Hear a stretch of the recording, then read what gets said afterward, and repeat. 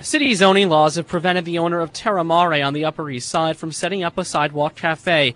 As soon as patrons may be able to enjoy a meal outside. Will bring such a charm to the city and will be very helpful for the neighborhood. The City Council was set to pass new legislation that will allow small sidewalk cafes in areas of the city where they were previously prohibited.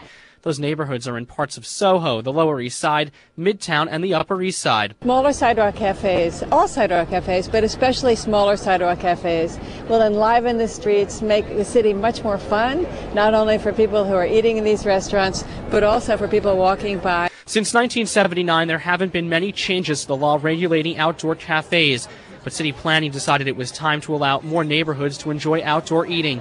Under the proposal, these new outdoor cafes will be permitted to extend only 4.5 feet from the front of the restaurant.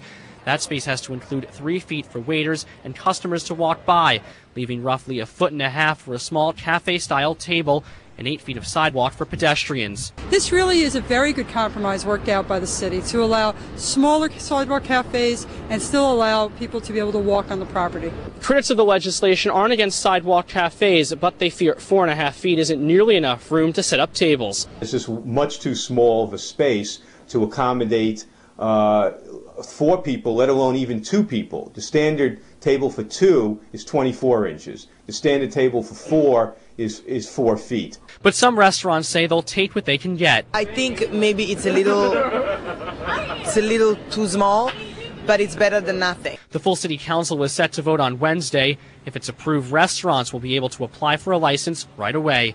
In Manhattan, Michael Scotto, New York 1.